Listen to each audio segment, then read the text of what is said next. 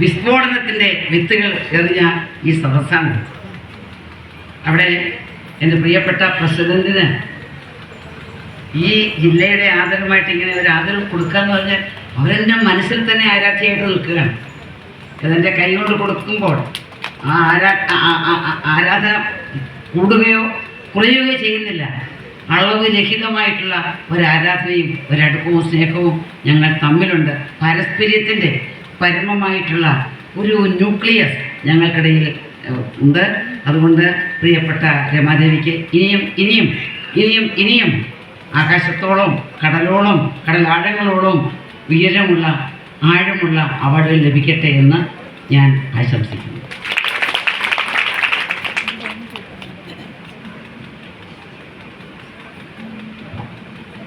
ആദരവ് ഏറ്റുവാങ്ങിയ രമാദേവിയോട് 2 വാക്ക് സംസാരിക്കുന്നതിനായി ക്ഷണിക്കുക.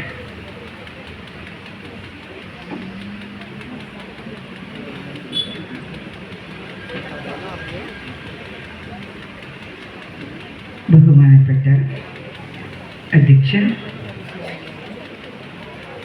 ഇന്നത്തെ ഈ പരിപാടിയുടെ ഉദ്ഘാടക,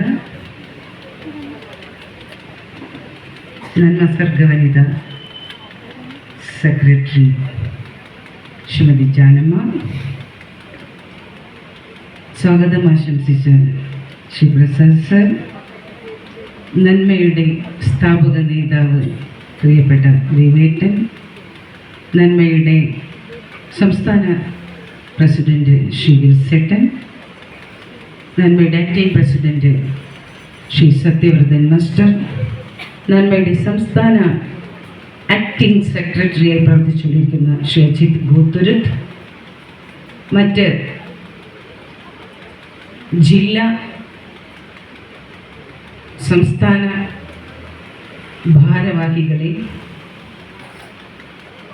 വിശിഷ്ട വ്യക്തിത്വങ്ങളെ, എൻ്റെ മുന്നിലിരിക്കുന്ന സർഗവനിത സഹോദരിമാരെ, നന്മയിലെ കലാകാരന്മാരെ, കലാകാരികളെ, സഹപ്രവർത്തകരെ, ഗുരുബോധരെ, ഏവർക്കും നമസ്കാരം.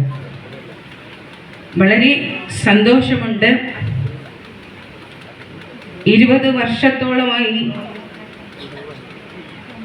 നന്മ രൂപം കൊണ്ട് പ്രവർത്തനം തുടങ്ങിയിട്ടുള്ള ഈ ഒരവസരത്തിൽ സർഗവനിത രൂപം കൊണ്ടതിൻ്റെ 5ാം സംസ്ഥാന സമ്മേളനം ആഘോഷിക്കുന്ന ഈ വേളയിൽ ബഹുമാനപ്പെട്ട സർക്കാരിൻ്റെ അംഗീകാരത്തോടുകൂടി അഭിമാനതാരമായ ഒരു കലാകാരിയായി മാറാൻ നന്മയിലൂടെ വന്ന്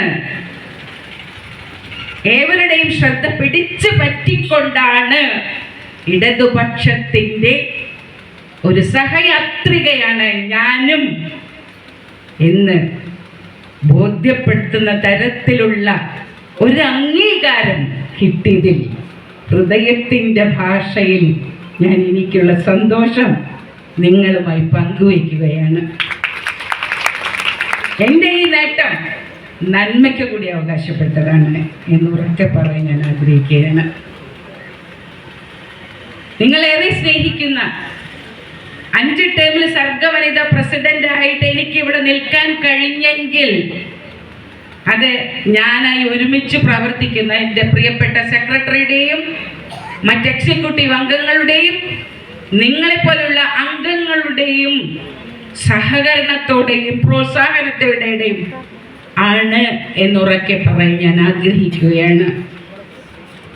ഒരു നേരത്തെ ഉദ്ഘാടന പ്രസംഗത്തിൽ വളരെ മനോഹരമായി സംസാരിച്ച ഗായത്രി സിനിമാ രംഗത്ത് അറിയപ്പെടുന്നത് എൻ്റെ അനിയത്തിയാണ് എന്നാണ്. ഒരുമിച്ച് ഒരുപാട് വർക്കുകൾ ഞങ്ങൾ സഹോദരിമാരിയായി സിനിമയിലും സീരിയലും അഭിനയിച്ചത് കാരണം യഥാർത്ഥ ജീവിതത്തിലും ഗായത്രി എൻ്റെ അനിയത്തിയാണെന്ന് പലരും പറയാറുണ്ട്, ചോദിക്കാറുണ്ട്. അമ്പിളി ദേവിൻ്റെ മകളാണോ എന്ന് ചോദിക്കുന്നത് പോലെ ഒരുപാട് സന്തോഷം തോന്നി അവരുടെ ആ നല്ല വാക്കുകൾ കേട്ടപ്പോൾ. നമുക്കറിയാം, കലാകാര സമൂഹ നന്മയ്ക്ക് വേണ്ടി, സമൂഹത്തിൻ്റെ നന്മയ്ക്ക് വേണ്ടി ഏറ്റവും അധികം തങ്ങളുടെ സർഗാത്മക വാളുപയോഗിച്ച് പ്രവർത്തിച്ച അവകാശങ്ങൾ നേടിയെടുത്ത മറ്റൊരു സമൂഹം വേറെ ഉണ്ടോ കലാ സാംസ്കാരിക രംഗങ്ങൾ തങ്ങളുടെ സർഗാത്മകത പ്രയോഗം കൊണ്ട് ഒട്ടേറെ മാറ്റങ്ങൾ സമൂഹത്തിൽ വരുത്തി ജനങ്ങളെ ചിന്തിപ്പിക്കാനും പ്രയത്നിപ്പിക്കാനും അതിനനുസരിച്ച് പ്രവർത്തിപ്പിച്ച് മുന്നേറാനും ശക്തി പകരാനും സാധ്യതയുള്ള, സന്നദ്ധതയുള്ള, കഴിവുള്ള ഒരേ ഒരു വർഗമാണ് കലാകാര സമൂഹം. അതിൽ തന്നെ ഒരു പുരുഷന് ഒരു വീട്ടിൽ എത്രയ്ക്കും പ്രാധാന്യമുണ്ടോ അത്രത്തോളം ഇമ്പോർട്ടൻസ് ഒരു സ്ത്രീക്ക് ഒരു പക്ഷെ അതിൽ കൂടുതലായിട്ട് ഒരു സ്ത്രീക്ക് വേണം എന്നുള്ള കാര്യത്തിൽ യാതൊരു സംശയവുമില്ല. പലപ്പോഴും പല കാരണങ്ങളാലും 50% സംവരണം ഏർപ്പെടുത്തിയിട്ടുള്ള ഈ കാലഘട്ടങ്ങളിൽ പോലും സ്ത്രീ ആഗ്രഹിക്കുന്ന തരത്തിലുള്ള സ്വാതന്ത്ര്യം ഇന്നും കൈവന്നിട്ടില്ല എന്നുള്ള സത്യം നമുക്ക് മറച്ചു വെക്കുവാൻ പറ്റില്ല. പക്ഷേ സ്വാതന്ത്ര്യാനന്തര കാലഘട്ടത്തിൽ സ്വാതന്ത്ര്യത്തിന് മുമ്പുള്ള കാലഘട്ടത്തെക്കാൾ കൂടുതലായിക്കൊണ്ട് സ്ത്രീകൾ ഉണരുകയും പ്രവർത്തിക്കുകയും പ്രവർത്തിച്ച് മുന്നേറുകയും ചെയ്യുന്ന ഒരു കാഴ്ച നമ്മൾ കണ്ടുവരുന്നുണ്ട്. സ്ത്രീക്ക് തുല്യ പങ്കാളിത്തം വേണം. പലപ്പോഴും പലരും പണ്ട് പറഞ്ഞിട്ടുണ്ട്, ശങ്കരാചാര്യരുടെ കാലം തൊട്ട് പറഞ്ഞിട്ടുണ്ട്,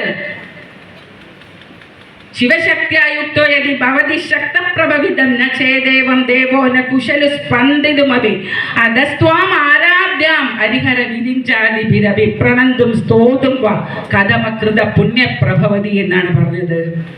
ശിവന് ശക്തിയുള്ള പോലെ ആ ശിവന്റെ ശക്തി പ്രവർത്തിക്കണമെങ്കിൽ പാർവതി ദേവി ഒപ്പം ഉണ്ടാവണം. അപ്പോൾ ഒരു നാണയത്തിന്റെ 2 പുറങ്ങളാണ് സ്ത്രീയും പുരുഷനും.